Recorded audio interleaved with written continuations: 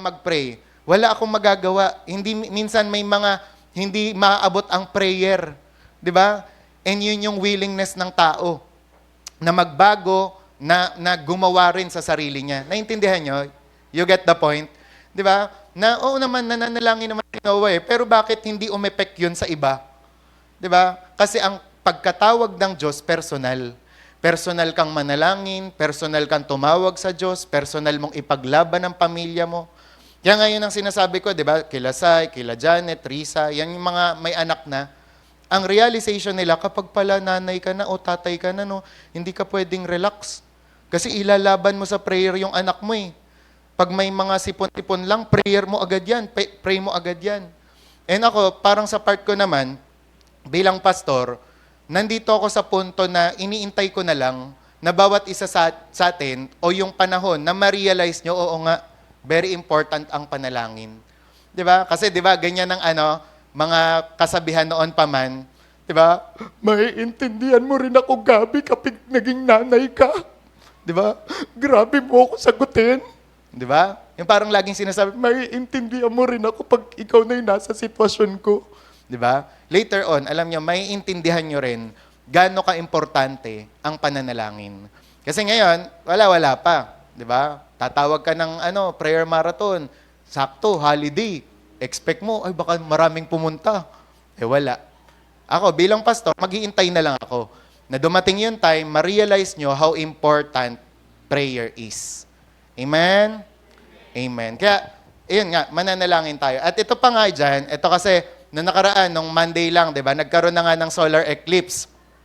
And nakita yan dun sa part ng, yan nga, sa Amerika. Di ba? Ang daming nag-enjoy talaga dyan. Tingin ako kasi, nakita ko lang yan sa YouTube, sa mga reels, na ang ganda talaga. Di ba? May mga sunglasses silang sinusuot para matitigan talaga yun. Tawag nga nila Ring of Fire. Pero gandang-ganda sila. Pero yun nga, while the people are gandang-ganda to the solar eclipse, tayo naman, talagang ang alam natin dyan, every time na may pinapakita ang Diyos na sign sa kalangitan, ibig sabihin may mangyayari. Ngayon, nagulat ako kasi nung pagputok niyang solar eclipse, ano nangyari naman? Ito may mga, yun nga, yung parang naglalabasan, yung mga uwak sa iba't ibang lugar, di ba? And sabi nga daw nila, pag may uwak daw na mga naglalabasan, sobrang dami kasi, bad sign daw yon, bad omen, kumbaga. Ibig sabihin, may mangyayaring masama. Eh sabi nga daw nila, ang uwak daw nakakaramdam din daw yan kapag may mga lindol na magaganap. Eh di ba ngayon parang ang dami-daming mga news na mag-ingat kayo sa lindol, prepare kayo, di ba? Manalangin tayo. And yan yung mga nangyayari lately. Tapos ang Israel naman inatake kamakailan yung Damascus, yung embahada ng Iran, sinalakay nila. Alam niyo na naman ang mangyayari, di ba? Another war na naman yan. And sabi nga ni Ian Akda, si Ian Akda kasi yung gumawa niyang vlog na yan, pwede daw mag-trigger yon ng another na naman na digmaan. And nakikita nyo yung Matthew 24 and 25 na nagaganap na talaga. 'Di ba? Na rumors of wars, andyan na. Kabi-kabila. 'Di ba? And later on din, ang dami nang gumagawa rin ng vlog na to. Yung tungkol sa red heifer or heifer. 'Di ba? Na kasi yan ay kakailanganin saan? Sa pag-o-offer or pagsasacrifice sa temple. And inaasahan na sooner or later, ang temple daw sa Jerusalem ay itatayo. Pero syempre, bago mangyari yon, kailangan lumitaw muna yung Antikristo, kailangan sira na muna yung Dome of the Rock, di ba, ng mga Muslim doon, pero sooner or later. Sabi nga daw nila, hindi ka daw matalino kapag sinasabi mo na matagal pa na dumating ang Panginoon. So yung mga senyales na yan, hindi ko yan sinasabi to threaten you o matakot kayo. Kundi sinasabi ko yan para ma-prepare ang bawat isa sa atin. Kasi malapit na talaga dumating ang Panginoon. Kung meron tayong dapat ayusin, kung dapat meron tayong i-prepare, di ba? Ayusin natin. Ang ganda ng message ni Lord sa buhay ni Ate Mer naman, na nagpe-pray nga kami dito ng prayer marathon. Sabi ng Panginoon sa kanya naman, position yourself. Yung parang i-position mo na yung sarili mo. Di ba pag sinabing position, parang ready to go. Di ba? Mag-prepare ka for something that is arriving, di ba? Na dadating. And kung yun yung mga mensahe, kailangan tayo rin, di ba, makisabay. I-position mo na yung sarili mo. Kaya sabi mo sa katabi mo, i-position mo yung sarili mo. Yan. Kaya, nung mga nakaraan, praise God kasi pinapaalalahan na naman din tayo, di ba? Oh, may mga warning, pero ako din, bilang pastor, nagpapaalala rin ako ng mga encouragement tsaka comfort. Nung last week, ano ang message natin? Tungkol sa, last week lang pala yon, Amazing Grace. Di ba? Na, yung grace pala, siya ang nagligtas sa atin, siya ang magpapatuloy sa atin, pero siya rin ang magra-rapture sa atin. Meaning to say, ang grace pala, unmerited favor yan. Kung totoosin, gawa ng Diyos lahat ng yan. Kaya anong gagawin mo? Kailangan maniwala at manampalataya ka na lang. Di ba? Kaya taas ang kamay ng na-appreciate na yung amazing grace. Di ba? And minsan, di ba, sabi nga ni, kanina, Teacher Rachel kanina sa pastoral prayer, na minsan, no-overlook natin tong grace na to. Di ba? Nati-take for granted natin. Pero hindi. Yung amazing grace na yan, yan ang dapat gumigising sa'yo araw-araw. Yan ang dapat nagmo-motivate sa'yo to serve God better. Di ba? Yan talaga ang pumupush sa'yo para magpatuloy sa Panginoon. Amen? Amen.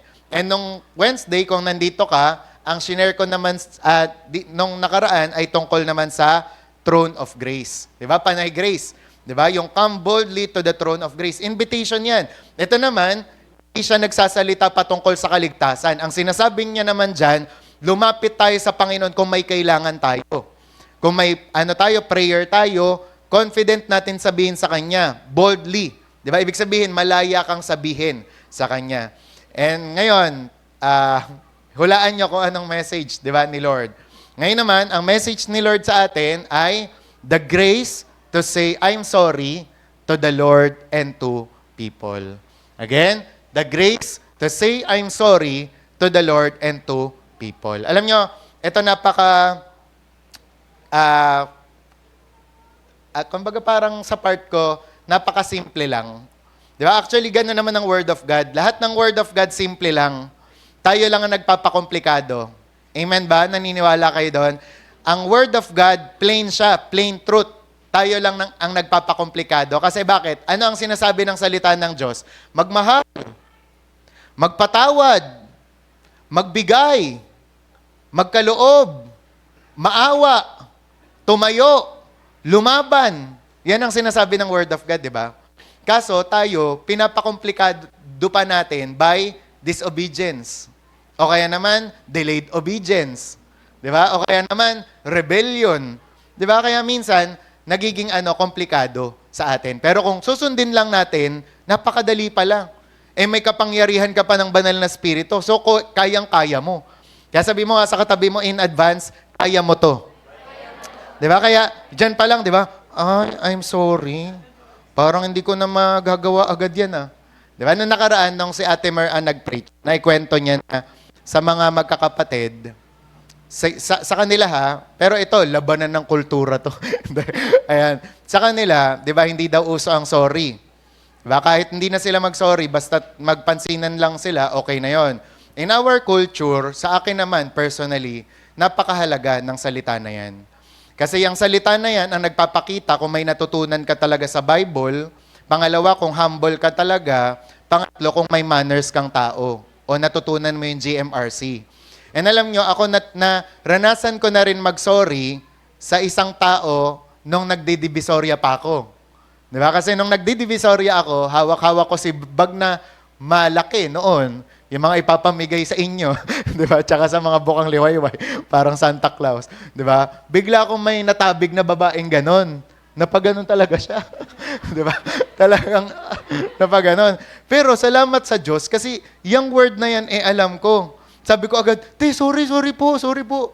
Kaya imbis na gumanon siya, sabi niya lang, ay, sige, okay lang. Di ba? O, nakita niyo ngayon yung kapangyarihan ng pagsasabi ng sorry. Kung hindi ako nag-sorry at sa halip, ang sinabi ko, paharang-harang ka kasing babae ka. Di ba? Baka nagsuntukan na kami doon. Di ba? Baka kung ano-ano nang nangyari. Di ba? And alam nyo, problema yan ng mga tao ngayon. The reason why, bakit nabe-break ang mga marriage, bakit may mga broken family, di ba? The reason, alam nyo kung ano, walang nag-a-apology. walang nag-a-apologize. Si nanay, matigas. Si tatay, matigas. Ang mga anak, matigas din. Tigasan sila ng face. 'Di ba? Pero tayo ngayon, ia-apply natin to. Amen? Amen? Amen. Ia-apply natin yan. Kaya practicein nyo na nga, sorry. Sabihin mo sa katabi mo, sorry. Alam nyo ba na ilang pamilya ang pwede sanang mabuo kung nagsosorry lang ang tao? Ilang friendship ang pwedeng mabuo ulit kung nagsosorry lang ang tao? 'Di ba? Ilang church ang solid na solid kung nagsosorry lang ang mga miyembro. Amen? Hindi magagalit at magdadrama si pastor kung marunong lang mag-sorry ang member. Pastor, sorry, wala po ako sa prayer marathon. Ang totoo, na-traffic po kasi ako, hindi na ako na Di ba? Maganda sana kung ganun eh. Kaso wala talaga eh. Kaya ang alam niya sa pagdadrama ko, hindi ako nag-online magmula Wednesday hanggang Friday. Sa pagdadrama ko naman, wala naman nangyari. Kaya naisip ko, wag na nga lang ako magdrama talaga. Di ba? Kasi ayoko naman mag-deactivate kasi may contact pa ako, may ikakasal pa ako. Di ba? Tapos ayoko namang mang-block ng tao kasi bad yun. Di ba? Kaya ang ginawa ko, nagdrama na lang ako, hindi ako nag-online for 3 days. Pero wala naman nangyari. Wala naman nag-apologize, Pastor, ganyan-ganyan, wala po kasi. Kaya sabi ko sa Panginoon, Lord, I forgive them all. Tapos alam nyo ginawa ko? Di ba? Hindi alam ni Ate Mer na nagdadrama ako. Punta ko doon sa sulok. Tiningnan ko yung mga, photo album. Tiningnan ko yung mga picture natin magmula sa NHA. Sabi ko, ay, asaya-saya naman pala namin. Hindi naman pala sila laging masama ang ugali. Kaya after nun, sabi ko, mahal ko na ulit sila. I love you all. Diba? Ang dami na pala. Kaya nga, favorite ko yan yung kanina, yung think about His love. Kasi ang sabi doon, think about His love. Think about His goodness. Think about His grace that brought us through. Gusto ko nga ikanta yun sa anniversary natin eh. Kasi it is His grace that brought us through. Amen? Di ba? Kaya, after nun, sabi ko nakakatulong din pala ang tumingin-tingin sa album, no? Di ba? Kaya sabi ko, isang araw lang naman yun, sige, sa susunod, in Jesus' name, magpe-pray na sila. Di ba? Kaya yun, parang naisip ko tuloy, wala talaga. Pero yun nga, alam nyo, minsan, may mga ganon. Ilang digmaan din, ilang world war, ang sana, ma-decline, ma-delay, o kaya naman makakancel kung parehas lang nagsusorry ang bawat isa. Amen? Kaya nakikita nyo na yung importance ng sorry. At ang una nating sosorihan dito, walang iba kundi sino? Si Lord. Ipagsosorry natin kay Lord? Una, yung tinatawag na sin of commission. Ito, hindi tayo malilito dito. Bakit? Kasi pag sinabing sin of commission, mga kasalanang nagawa mo, mga bagay na nagawa mo, nasuntok mo yung kapatid mo, pinatid mo yung classmate mo, nangopya ka nung exam mo, yan yung ihihingi mo ng tawad sa Panginoon. Sunod naman yung sin of omission. Ano naman yung sin of omission? Ito yung pinapagawa sa'yo ni Lord, pero hindi mo ginawa. Di ba? Tulad ng mag-share ka, yung ko po.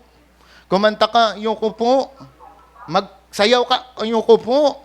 Di ba? Sin of omission ang tawag doon. Pinapagawa sa'yo ni Lord, hindi mo ginawa. Kaya dapat, anong gagawin? Mag-sorry ka kay Lord. Mag-repent. Lumuhod. Umiyak ng dugo. Hindi naman gano'n. Ano yun? May tunog. Sa kids. Kala ko kung ano. Ayun, di ba? Kailangan yun ang gawin natin. Humingi tayo ng tawad sa Panginoon sa mga nagawa natin at sa mga hindi nagawa. Amen?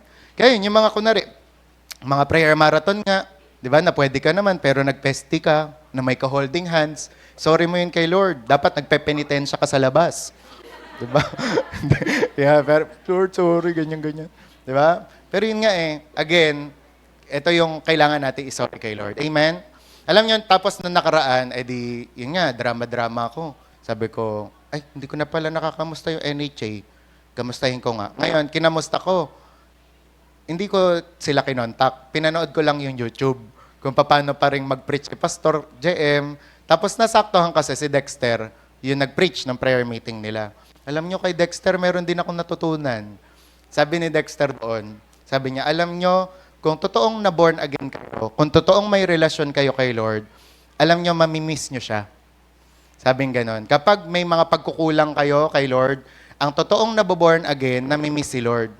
Pero malalaman ng isang tao kung hindi siya na-born again, wala siya sa ganito, wala siya nung nakaraan, pero hindi niya namimiss si Lord. Hindi na-born again yon in the first place. Pero yung na-born again, na-miss ko na si Lord, na-miss ko mag-prayer meeting, na-miss ko mag-prayer marathon, na-miss ko youth fellowship. Ganon.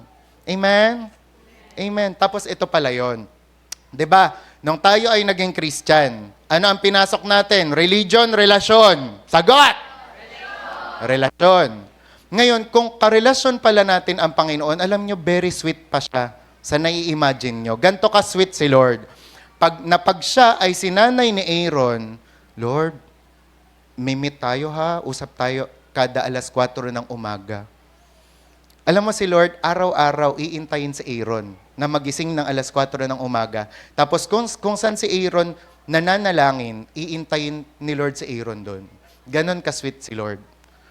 Kaya minsan, nakakakonsensya na tayo, ina-expect tayo ni Lord, sinanay mo siya na nagpe-prayer marathon ka, tapos dumating ang araw, hindi ka na nagpe-prayer marathon. Kaya nga, di ba, may mga, dito, personally, may mga kasabayan ako dito, favorite nila, God of my youth. Ang Diyos ng aking kabataan. Alam nyo, lalong-lalo na sa amin, na-meet namin si Lord, kabataan pa lang kami. Ngayon, kaya minsan nararamdaman namin yung guilty feeling tsaka conviction kapag nagkukulang kay Lord. Kasi alam namin yung sweetness namin ni Lord nung kami ay bata pa. Na nung nagtrabaho na, biglang nawala ng bigla. Di ba? Dati-rati, di ba, ganito kayo ka-sweet ni Lord. Di ba, nung bata ka pa, okay lang na nasa ilalim ka ng puno ng mangga, yun lang kinakain mo. Di ba? Pero ngayon, bakit ang lungkot mo pa rin kahit nakasamgyup ka araw-araw? Di ba? Kasi bukod sa bloated ka na, di ba? Kasi nami-miss mo si Lord. Naintindihan? Ganon si Lord. Amen? Amen? Kaya, kaya intindihin nyo kami, bakit namin sinasabi yun? Na dapat nandito kayo, kasi si Lord yun eh. Si Lord talaga ang nag-iintay sa inyo. Amen? Amen. Halimbawa, tuwing Sunday, sinanay mo si Lord, diyan ka nakaupo, andyan ka. Hanapin ka ni Lord dyan. Yung mga bakanting upuan, hinahanap ni Lord yan. Di ba? Kaya ipanalangin natin yan. Yung mga nawawala, sila CJ, pag-pray nyo sila. O sila, kahit lumipat na si Jillian, pag-pray nyo pa rin sila, yung mga kapatid nyo. Amen? Yung mga care group natin, iniintay kasi yan ni Lord. Amen po? Amen. Kaya kung halimbawa, naaamin mo na, nakaka-convict naman, ganun pala si Lord. Inaantay niya ako. Mag-sorry ka sa Kanya. Lord, sorry for the times na na hinahanap mo pala ako, hindi ako, nag-festival ako. Diba? Nag-excite ako, nag-pixipores ako. Diba? Sorry, Lord. Diba? Amen? Kasi ganun yun. Ganun ang anak ng Diyos, nakokonsensya, nakokonvict kapag may pagkukulang siya kay Lord. Diba? Amen? Ganun yun eh. Kaya, kunwari, yun nga yung lagi kong pinapaliwanag. Kunwari, ako nasasaktan ko yung puso ni Mama. After na, hindi ako makatulog. Hindi makakain. Hindi makagawa ng ano-ano. Kasi nakukonsen, mag-sorry ka, nanay mo yun. 9 na buwan kang dinala sa sinapupunan noon. Tapos grabe makairi yun nung pinapanganak ka. Tapos ikaw, sasagutin mo lang. Dapat, inapakan niya na yung ilong mo noon pa. Di ba? Di ba? Kaya dapat ganon. Ganon tayo sa Panginoon. Di ba? Pag naiisip natin, ang buti ni Lord, mapagbiyaya si Lord, ang bait ni Lord, nakokonsensya ka. Actually, ang grace, alam nyo, hindi yan, yung parang para ma-relax ka. Ang grace, pine-present yan para makonsensya ka. Diba? Sabi nga ng Bible, His goodness leads you to repentance. Na pag naaalala mo yung kabutihan ni Lord sa'yo, magsisisi ka, magre-repent ka, magsasorry ka. Naalala niyo si prodigal son? Anong sabi ng prodigal son? Buti pa dun sa tatay ko, ang bait-bait ng tatay ko. Lagi akong may pagkain. Babalik na lang ako. Diba? O kaya pagbalik niya, sorry tayo, hindi ako karapat dapat na maging anak ko. Oh, sorry, kaya na-restore. Amen? Kaya ganun ka rin. Sabi mo nga sa katabi mo, ganun ka rin. Ayan, di ba? Kaya ang tanong dito, gaano mo ito kadalas sinasabi? Talaga bang nagsisisi ka sa iyong ginawa o nasabi? Ano ang nagiging impact nito sa iyo at sa iba? Di ba? Kapag tayo nagsasorry, dapat may impact yan. And syempre, dapat bukal sa puso. Sabi nga ng Ephesians 4:31 to 32, alisin na ninyo ang lahat ng sama ng loob, poot at galit. Huwag na kayong mambubulyaw, manlalait at mananakit ng damdamin ng kapwa. Sa halip, maging mabait kayo, maawain, magpatawad kayo sa isa't isa, tulad ng pagpapatawad sa inyo ng Diyos dahil kay Kristo. O kanina, sorry kay Lord. Ngayon naman, sorry naman sa kapwa. Okay? So, ang tanong ko sa iyo, nag-sorry ka na ba sa kapwa mo, sa lahat ng mga nasaktan mo? Sabi dyan, no, naranasan mo na bang masaktan ng taong mahal mo? Kung naranasan mo na, ang sakit nun, very painful. Kasi mahal mo eh. Kaya nga, alibawa, sinaktan ka ng nagtitinda ng hopya doon sa Mindanao. Okay lang, wala naman kayong relasyon. Wala namang, hindi kayo. Di ba? Pero pag sinaktan ka ng taong mahal mo, ng labidabs mo, ang sakit. Di ba? Kasi malapit sa puso mo. And normal lang ang nasasaktan. Normal lang yon pag nagmamahal. Pero, pag ikaw ba ay nasaktan, nagsosorry ka, tsaka nagpapatawad ka, yun ang tanong. Di ba? Kasi yan ay dapat nasa bokabularyo nating mga Kristiyano. Sabi nga ng Matthew 5:21 to 24, sinabi pa ni Jesus, narinig ninyo na sinabi noong una sa ating mga ninuno, huwag kayong papatay, dahil ang sino mang pumatay ay parurusahan. 22, ngunit sinasabi ko sa inyo, na ang may galit man lang sa kanyang kapatid ay parurusahan din. Galit? Yung mga bagay na hindi sinasabi, yung mga pag dumadaan siya, napapataas kilay mo, napapalobo yung ilong mo, ayan yung sama ng loob. Galit yon. Di ba? Yung parang pag nagpapagting yung tenga mo, pag naririnig mo yung pangalan niya, yan, galit yon. At sabi, parurusahan din yon. Sabi, at ang humamak sa kanyang kapatid at magsabi sa kanya, wala ka silbi, ay dadalhin sa mataas na hukuman. At ang sino mang magsabi ng, ka, sa kanyang kapatid, ay mapupunta sa apoy ng impyerno. So nakita nyo, so parurusahan ang lahat ng mga hindi nagpapatawad. At kapag may, di ba? Kaya sabi, kaya kung nasa altar ka at nag-aalay ng iyong handog sa Diyos at maaalala mong may hinanakit sa iyo ang iyong kapatid, iwanan mo muna ang handog mo sa harap ng altar, makipagsundo ka muna sa iyong kapatid at saka ka bumalik at maghandog sa Diyos. Nakita nyo? Kaya dito, sinasabi ng Panginoon, pag tayo, nag-worship tayo, pero may sama tayo ng loob, invalid yun. Hindi rin tatanggapin. Kaya kapag mag-worship service ka, at alam mo na may hinanakit sa yung taong to, lapitan mo muna. Sorry na. Yan. Pero mamaya, malalaman nyo, pag nagsasorry ka, ano yung mga dapat i-expect mo, tsaka hindi mo na i-expect. Okay? So, pero yan ang sinasabi ng Panginoon. Kaya sabi nga dito, we all make mistakes. Bakit? Kasi none of us is perfect. We hurt one another with the works we say, and with the things we do or forget to do. Pero yun nga, lahat tayo hindi tayo perfect except lang sa social media. Kasi bakit? Ano ang nakikita nyo sa social media? Lahat ng perfection. Perfect shot, perfect smile, perfect couple, perfect family, diyan mo makikita yan. Pero, hindi mo alam, bago nagpicture yan, ilang beses nag-away yan. Diba? Ilang beses nagbatukan yan para makabuo ng perfect picture. And sa realidad, walang ganyan.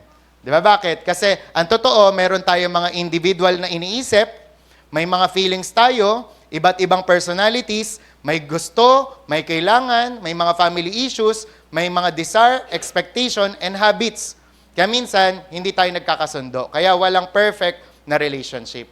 Pero alam nyo ba, ang talagang solusyon dito, wala mang perfect, pero ang mag-aayos nun ay ang sorry natin kapag nagkakaroon ng conflict. Kaya tingnan niyo yung sabi ng Proverbs 16:24, ang matatamis na salita ay parang pulot-pukyutan, yung sorry na yan. Nakakapagpasaya at nakakapagsigla ng katawan. Kaya dalawa ang nagbe-benefit kapag nagsasorry. Una, yung nagsorry, kasi masaya na sa pakiramdam. Bati na kami ni Juliet ulit. Sorry Juliet, ganito na tayo ulit ha. Friends na tayo. At isa pa, siya naman. Ay, friend na kami ni Pastor. Babatiin niya na ulit ako.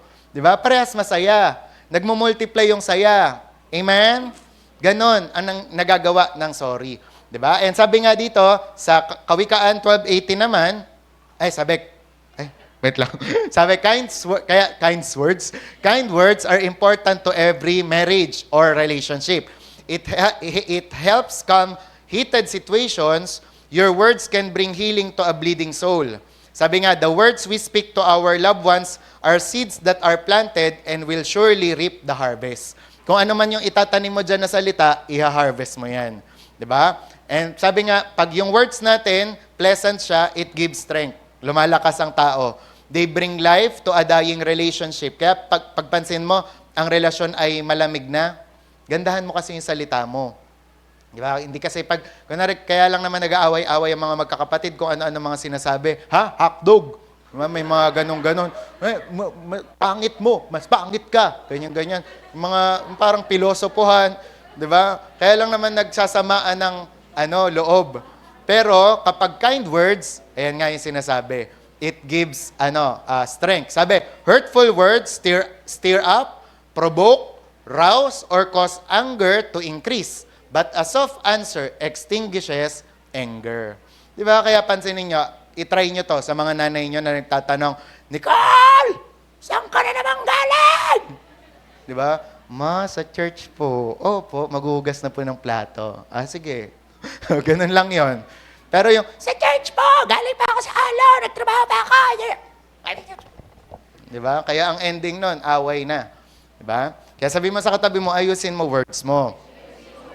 Tingnan nyo to, Kawikaan 12:25. Nakakapaglungkot sa tao ang kabalisahan, ngunit ang magandang pananalita ay kaaliwan. Amen? Proverbs 12:18. Ang pabigla-biglang salita ay nakakasugat ng damdamin. Ngunit ang magandang salita ay sagot, nagpapagaling. Di ba kaya kapag nag-sorry ka, hindi mo alam, gagaling na yan. Di ba yung mga asawa, yung mga misis nasaktan, sorry na.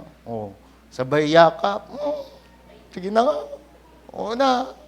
Diba? Mga ganon. Yung parang lumalambot. Diba? Pero kasi kapag hindi nagsasorryhan, pero actually, kaya ko to nabuo, itong mensahe na to, meron ding parang na-encounter akong problem sa amin. Kumbaga, at the same time, meron akong mga friends na ganon. Yung parang inaantay mo, mag-sorry ka naman Parang wala, hindi marunong talaga mag-sorry. Yung parang sorry lang, okay na. Parang hindi na ako magagalit. Isang sorry lang Parang papakiusapan mo pa, pero wala. Ilang araw mo nang iniintay. Pero wala pa rin. Pero hindi natin alam na ang magandang salita pala tulad ng sorry ay nagpapagaling. Di ba? Ilang araw mo nang nakikitang parang Jurassic Park yung mukha niya. Tingnan mo, try mo mag-sorry. Nanay mo, kapatid mo, tita-tito mo, try mo mag-sorry, tingnan mo, gaganda yan. Para nang si Barney yan. Diba? Yung muka. Kasi ganun ang, yung salita, nakakapagpagaling. Amen? Kasi kung nakakasakit, nakakapagpagaling din. Amen? Amen. Proverbs 15:1. Ang malumanay na sagot ay, ngunit lalong nakakapagpagalit ang pabalang na sagot. Di ba? So, napakahalaga ng ating mga salita. Lalong-lalo na ang sorry. Yan. Sunod naman, kaya nga, ang tanong dito, kailan ba nagsasabi ng sorry? Dapat mag-sorry. And sabi nga, ang misunderstanding daw ay tumatagal kapag walang nag-a-apologize. Ito, pakinggan nyo ito mabuti. Yung pagsasorry daw cannot undo what has been done. But it can help ease the pain. Di ba? Hindi na mababalik. Diba? The damage has been done, kumbaga nga, sa sinasabi. Pero, pwedeng, mag-ease ng pain. Diba? Sabi, saying, I am sorry, cannot change the past, but it can help to ease the heartache. At least merong first aid. At least merong parang betadine. di ba? Nahihilom dun sa sugat.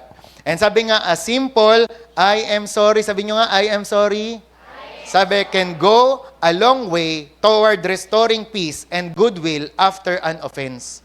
Tingnan mo, magugulat ka sa kung ano yung mangyayari. Kapag nag-sorry ka, pwedeng ma-restore ang kapayapaan and pwede rin magkaroon kayo ng goodwill after an offense.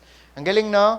Kaya tingnan nyo ito ha, pag kayo ay punong-puno ng pag-ibig, punong-puno kayo ng mga magagandang virtue galing sa Panginoon, ito ang makikita sa inyo. Sabi, ang taong may pag-ibig ay mapagtiis, mabait, hindi marunong mainggit, hindi hambog o mapagmataas, hindi bastos ang pag-uugali, hindi makasarili, hindi magagalitin, hindi mapagtanim ng sama ng loob sa kapwa, hindi bastos ang ano na pala yan, tapos na pala yan. So, ibig sabihin, maganda. Maganda ang sinasabi ng pag-ibig, hindi bastos, di ba? Tsaka hindi rin hambog na hindi magsasorry. And sabi ng Proverbs 10 verse 12, ang galit ay nagpapasimula ng kaguluhan. Ngunit ang pag-ibig ay nagpapatawad ng lahat ng kasalanan. Kaya kailan ang tamang panahon ng pagsasabi ng sorry? Right away. Di ba? Kasi sobrang kailangan siya. Okay, sa katabi mo, sabihin mo na agad. Huwag ka nang magpataas ng ihi. Di ba? Ano ibig sabihin ng magpataas ng ihi? Yung pataasan kayo ng pride, siya muna. Siya muna. Mas maldita siya. Siya muna, mas maldito siya. Siya muna, siya yung nauna. Di ba? Alam niyo, kung totoong Christian ka, ma-gets mo at ma-apply mo tong message na to. Okay, ngayon naman, kapag nagsasorry ka, what to do?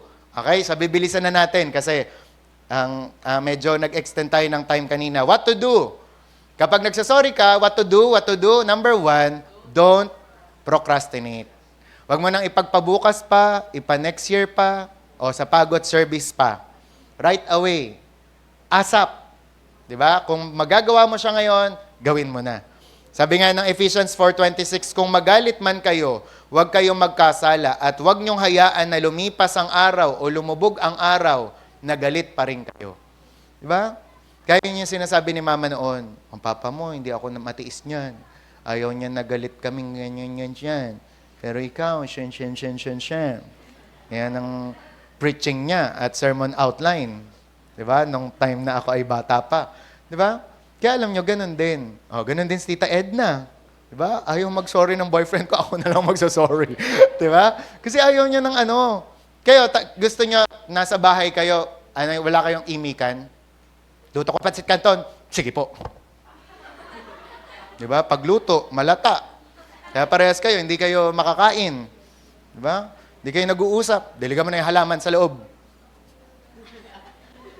Hanggang kapitbahay, diniligan. Diba? Kaya, kung ayaw nyo na mamuhay kayo ng may galit, don't procrastinate. Sabi, choose to forgive right away. Don't give bitterness a chance to take root in your life. Be swift. Amen?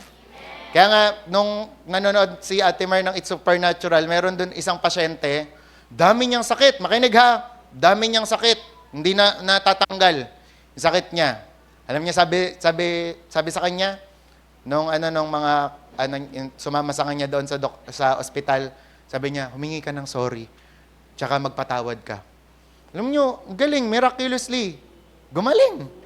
Di ba? Kasi that is the power ng pagsasabi ng sorry, tsaka pagre-release ng forgiveness. Kaya yung mga ayaw pa magpatawad, may mga nararamdaman yan, hindi lang nagsasabi. Nananakip yun. Baka kulang ako Kung ano-anong mga sakit ang nararamdaman. Di ba? Masakit. May bukol sa kung ano-ano. Pero pag nag-release ka ng pagpapatawad, tingnan mo. Diba? Kaya sa deliverance, ang turo ni Derek Prince, bago kita ipag-pray, bago ko ipag-pray ang healing mo, meron ka bang dapat patawarin? Yun. After nun, pag nire-renounce na, yung after, ang galing-galing na. Diba? Ang healthy na ulit. Kasi bago mag-manifest ang sakit sa katawan, nagmamanifest muna yan sa loob. Dapat yung loob muna ang maayos. Amen? Sabi mo sa katabi mo, loob muna. Di ba? Kaya hindi laging biogesic ang kailangan dyan. Bioflu. polymagma, betadine, imodium, ang mga kailangan dyan. Di ba? Robitussin. Kailangan dyan minsan pagpapatawad. Di ba? Awa ng Diyos. Mag-sorry. Amen? Amen. Di ba? Kaya nga sabi mo, buhay mo yung katabi mo. Mag-sorry ka. Di ba? Magpatawad ka. Amen? Amen. I rebuke lahat ng mga unforgiveness na yan. I rebuke lahat ng mga bitterness na yan. Amen. Amen. Para mas malakas yung inyo. Yan, dapat ganyan. Dapat buhay. Diba? Sabi nga, pangalawa naman, admit you made a mistake. Yan. O pag nagsasorry ka, aminin mo na meron ka ring mali. Diba? Sorry kasi chinismis kita. Yan. Sorry. Kasi chinismis mo rin ako eh. Chismisan tayo. Ayan, di ba? Kaya admit you made a mistake. Parehas kayo na may kasalanan. Di ba? Halimbawa, kay Eva at Adan, hindi pwedeng si Eva lang may kasalanan. May kasalanan din si Adan. Amen? Dapat, laging ginaganon kasi, una nagkasala, babae. Kaya ikulong, babae. Hindi. May kasalanan din ng lalaki. O, di ba? O, ganun din sa mag-asawa. Hindi laging lalaki ang may kasalanan. May kasalanan din babae. Di ba? Amen? Amen. Di ba? Hindi yung laging tama. Pinaglihi kayo sa tama. Kaya may tama talaga. Di ba? Kaya laging ganon. Amen? Amen. Di ba? Admit you make... Tingnan mo, pag parehas kayong humble, sorry din. O, di ba? Mamaya, magyaya ka pa na yan. Saya na. Di ba? Ano, JM? Ayan, di ba? Kaya, ang saya ng buhay kapag parehas, hindi yung, di ba? Ewan ko, hindi magwo-workout yung ganon. Yung parehas, kaya minsan, alam nyo, ang hirap din pagsamahin ng parehas matalino eh. Kunwari, yung mag-asawa, parehas matalino. Sabi sa science, sabi sa... Anong sabi? Di ba kasi laging si talino, yung ganon-ganon, di ba? Pero yung, ang ganda pag pinagsama mo yung matalino, tas bio-bio, no? Para yung kumbaga parang, kasi hindi niya alam, inuuto na pala siya. Di ba? Kaya minsan may mga ganon. Pero, yun nga, hindi ko sinasabing kayo yung maging bio-bio. Kundi, ang sinasabi dito, kayo, yun nga, magpakumbaba kung kailangan mag-sorry at humingi ng tawad. Amen? Di ba? Kasi minsan, pinipigure out mo pa. Papatawarin ko ba siya? Binibilang mo pa yung offense, di ba? Hindi mo nga ako pinansin, hindi mo ako nilibre doon sa 1128. Tapos, sinarahan mo pa ako ng gate, ganyan. Laging ganun. Di ba? Pero yun nga, aminin ang kasalanan. Aminin mo rin na may mali ka. Amen? Amen? Amen. Okay? Pangatlo, be humble. Ayan, be humble. Sabi, pride keeps us from taking responsibility. Pero humility puts us in a position for reconciliation. Tingnan mo, pag nagpaka-humble kayo parehas, mare-reconcile. Magbabati. Okay? Okay, tapos pang-apat, repent. Yan. Ito naman, to repent is to turn around or change one's mind. Ito naman, kaya nga may mga, ako personally, may mga sinasabihan akong ganun. Huwag mo na babalikan yan, ha? Wag mong babalikan yung lalaki na yan. Di ba? Talagang sinasabihan kong ganun. Kasi bakit? Tingnan mo muna kung nag-repent talaga. Di ba? Kasi kung hindi, bahala ka. Dami pang mga lalaki dyan. Hindi ko sinasabing magdampot ka dyan ako. Ang dami pang pwede, di ba, na ibigay ni Lord. Pero manalangin ka talaga. Kasi kung humihingi talaga ng sorry yan, turn around, change one's mind. Mag-iiba ang pag-iisip niyan. Hindi na yan lalaban sa pastor, di ba? Magbibigay na yan, magta-tights na yan, di ba? Talagang pag sinabi niyang I love you, mahal ka niya talaga. Pag sinabi niyang may plano siya, papakasalan ka niya, papakasalan ka talaga. Hindi yung niloloko ka, love you. Tapos walang, amen? Walang amen. Yun. Naintindihan nyo kasi without repentance, saying sorry is useless. Di ba? Kaya kapag nagsosorry ka, ipakita mo na, na nagbabago ka. Di ba? Sorry, Miro, hindi na kita. Hindi na kita ichichismis. Uy, alam mo ba, JM, pinatawad na ako ni Mira. Doon pa lang. Chismis na. Diba? Kaya, pakita mo. Intindihan? Diba? Pag sinabi mong, sorry na, hindi na mauulit, maglalayo na kami. Lumayo ka talaga. Hindi yung... Ayan. Amen? Okay, panglima, forgive and allow God to heal you. Yan. Pag humingi ka ng sorry, magpatawad ka rin. Tapos hayaan mo na pagalingin ka ni Lord. Amen? Tapos kantahin mo yung mga pang-forgive na Oh Lord, your loveliness. Ano nga bang, melting all my bitterness. Oh Lord, I receive your love. Di ba? Hindi yung kung ano-ano mga kung liligaya ka. Sige, kung liligaya ka. Sa piling ng iba. Yung mga kung ano-ano mga kinakanta pa. Forgive and allow God to heal you. Magsimba ka. Di ba? Mag-pray ka kay Lord hanggang pagalingin ka niya. Di ba? Kaya nakakatawa yung mga testimony na nagsisimba. Bakit ka nagsimba? Broken-hearted po ako. Binrig po ako ng boyfriend ko. Kaya pala. Diba? Pero ang daming ganon, daming mga storya ng ganon. Binrake sila ng boyfriend nila kasi manloloko yung boyfriend nila. Nakilala nila si Jesus, faithful, loyal. Ay, I love Jesus. Talagang mas mahal pa nila si Jesus kaysa dun sa tao, kaysa sa boyfriend. Naintindihan? Kasi pinagaling sila ni Lord. Totally. Tsaka maalala man nila yung boyfriend, di na nila maalala yung sakit. Diba? I remember the boy, but kanta pala yun. But I don't remember the feeling anymore. Diba? Ay, girl ba? Boy. Ayan, wordly yun. Huwag nyo nang pansinin. Ayan, okay. Number 6, choose your words wisely. Ayan. Okay, kapag nagsasorry ka, ayusin mo na yung pagsasalita mo next time. Sabi choose words that are soft, gentle, and sincere. Control your tongue. Diba? Halimbawa, pag sa asawa, magsasorry yung lalaki. Sorry na, ito yung Rose eh. Ikaw kasi, dakdakera ka eh. Diba? Nag-sorry ka pa. Kung sasabihin mo, dakdakera ka eh. Diba? Kumbaga, choose your words that are soft, gentle, and sincere. Diba? Sorry na, hindi ko naman, sinasadya. Diba? Ganyan. Okay, number 7, don't harbor ulterior motives. Choose your relationship over rights or ego. Yan. May tanong ako sa inyo. Sino o ano ang mas mahalaga? Yung kaibigan mo o yung nagawa niya? Sagot? Kaibigan. Anong mas importante? Yung asawa mo o yung nagawa niya? Yan. Minsan, may asawa kayo? Yan, diba? Minsan, tumitimbang talaga yon na parang mas napapansin mo pa, grabe yung ginawa niya. Papa Jack, grabe yung ginawa niya talaga. Di ba? Boy Abunda, grabe talaga yung ginawa niya. May mga lumalamang yung ginagawa. Pero dapat mas lamang yung relationship nyo. Di ba? Kahit ano pang ginawa mo, patatawarin pa rin kita. Di ba? Hosea, Gomer. Di ba? Yan ang... tama ba? Ay, salamat. Salamat, Allah. Yan. So, yun yung mga kwento, di ba? Na kahit ano pang nagawa, patatawarin.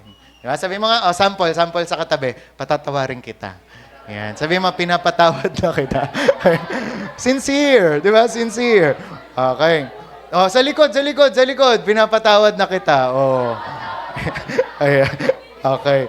Tapos sunod, ito naman, makinig ang mga nagsasorry. Don't expect sudden change. Yan. Ayan, lesson din sa atin yan. Diba? Sige nang pati na tayo. Libre mo na ako sago. Pwede ba yun? Hindi agad-agad. Kakaaway nyo lang eh. Diba? Uy, Aaron, pati na tayo. Sige na. Turuan mo na akong mag-gitara. Diba? Don't expect sudden change. Sabi more often than not, the person you hurt will need time to heal. Kaya pag nag-sorry ka, wag ka agad yung parang, kala mo, holding hands agad kayo. Yan, intayin mo siya na ma-heal. Amen? Practical ito, intayin mo siya na manalangin din siya. Yung talagang, i-expect mo na medyo simangot pa yan. Di ba? Yung parang hindi niya patanggap yung sorry mo. Di ba? Kaya, yun. Intindihan? Amen? Amen. Di ba? Kaya nga si Perena, nung nag-sorry sa mga kapatid niya, di ba? Danaya, patawarin mo na ako. Hindi ko muna ilalabas ang aking brilyante, Kirena. Titingnan ko muna kung talagang nagsisi ka na. Di ba? Pero si Amihan, Pirena. Di ba? Si Alena, Pirena. Oh. Eh si Danaya kasi medyo, syempre ayan no, may time to heal. Di ba? Hindi ko muna ilalabas ang aking brilyante na lupa. Kasi baka tabunan ka ng lupa. Di ba? Minsan, there is a time to heal. Di ba? Kaya, yung, for example din, yung mga nanggaling sa break. Di ba? May kakilala ko niyan. Kaibigan ko pa, winantuan ko pa. Dati talaga, nanggaling sila sa breakup. Tapos, ang tagal nilang hindi nagpansinan. Sobrang tagal, as in matagal. Yan. Pero later on, di ba, nagkabalikan din sila and sabi nila sa akin, ako daw magkakasal sa kanila. Ang tagal na hindi na nagpansinan nun. Pero, yun kasi, may time to heal. Di ba? May mga, sino yon? Secret. Malalaman nyo na lang sa kasal nila. Di ba? Ano yun? Kaya, parang inisip ko, pwede. Posible. May miracle. Amen? Kaya gano'n. Yung parang kasi minsan may masakit pa. Kaya masakit yung nasasabi. Masakit pa kasi ito. Hindi ko na talaga siya matatanggap. Hindi ko na siya mapapansin. Kahit ano pang gawin niya, mag-tumbling pa siya, hindi ko siya papansinin. Di ba? Pero pag na rin na-heal na, yun, wala. Tan, tan, tanan, tan, tan, tanan, tan, tan. Di ba? Ang uwi niyan, kasal pa rin. Naintindihan? O basta, may time to heal. Di ba? Don't expect sudden change. Okay, number 9. Begin to pray every day. Ayan. So kapag naghingi ka ng sorry, begin to pray every day. Di ba? Kagaya nga sa marriage, pag nag-sorry ka sa asawa mo, pray for your marriage, pray for your spouse, pray together as a couple. Sa mga mag-asawa ito. Okay, number 10 naman, adjust your expectations. Yan. So, kailangan, yung parang mag-isip ka rin, maigi. Parang isipin mong maigi. Pag nag-sorry ako, ano kaya yung pwede niyang reaksyon? Kung sasampalin niya ba ako, kailangan ko bang kapalan yung SPF ko? Yan. Kailangan ko bang kapalan yung makeup ko para hindi tumalab? Di ba? Yung kailangan ready ka. Di ba? O tapos, anong gagawin ko naman pag pinatawad? Dapat mag-expect ka. Okay? O, if ever na no, dapat hindi ako magalit, ganyan-ganyan, mag-iintay ako. Dapat ganon kasi kung sincere at loyal. Okay? Number 11, have faith in God. Amen? Sabi nga, kung wala ang tulong ng Panginoon kasi sa pagtayo ng bahay, walang kabuluhan ang pagtatayo nito.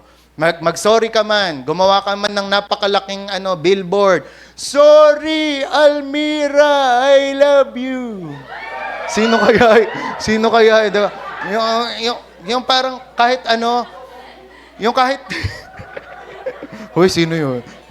Yung kahit di ba, magtayo pa kayo ng kung ano-ano, pero wala ang Diyos dyan, baliwala. Okay, kaya sabi mo sa katabi mo, magtiwala ka sa Diyos.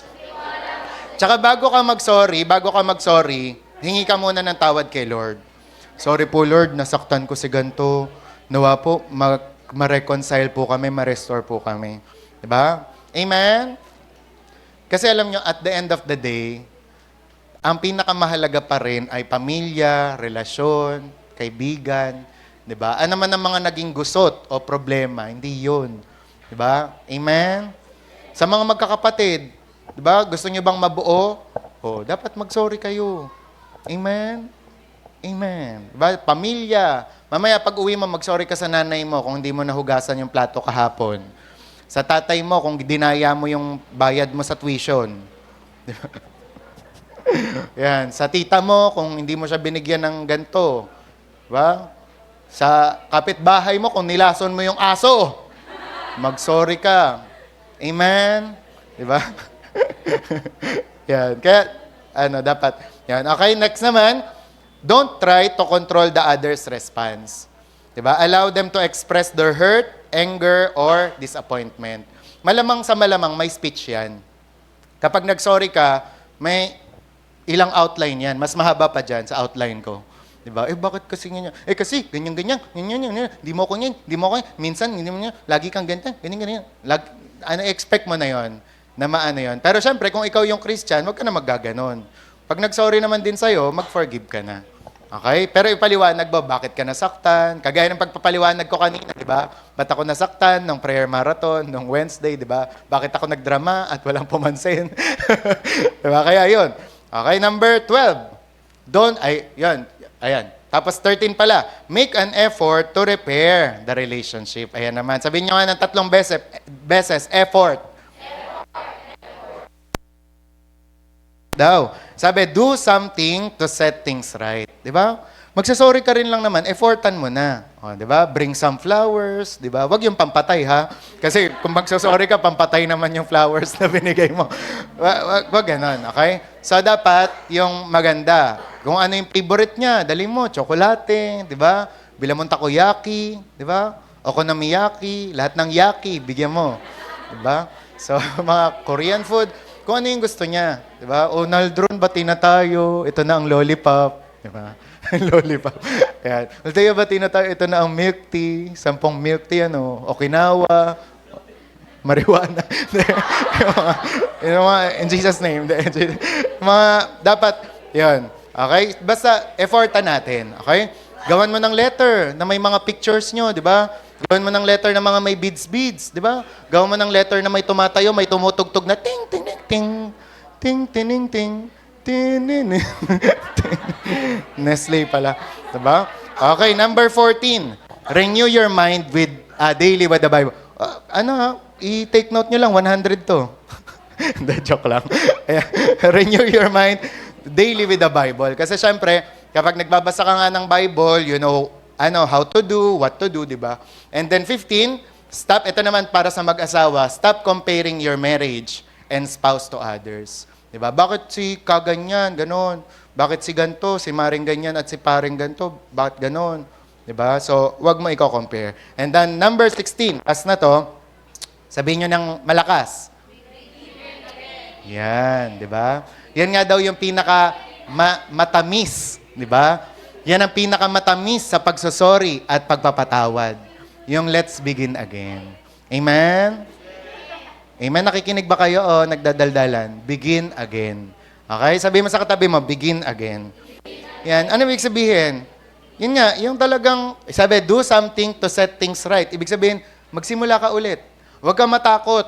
Huwag kang manghinayang. Simulan mo ulit. O, paano mo niligawan? Ligawan mo ulit. Di ba? Paano kayo nung unang friendship nyo? Ganun ulit. Di ba? O, paano kayo mag-usap noon? Ganun ulit. Naintindihan? Paano mo sinusunod yung mama mo? Ganun ulit. Begin again. And do not fear. Okay? Kaya nga sabi dito ng Salmo 51, 2-3, hugasan nyo ako at linisin nyo ako ng lubos sa aking kasamaan. Dahil inaamin ko ang aking mga pagsuway at lagi kong iniisip ang aking mga kasalanan. Proverbs 28:13. Kayo naman. 1, 2, 3, go.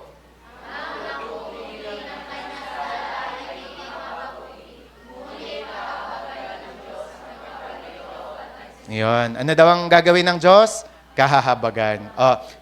Ayan yung MBB. Magandang Balita Biblia. Ang ganda rin ng ASD, ang salita ng Diyos. Ano sabi dyan? 1, 2, 3, go.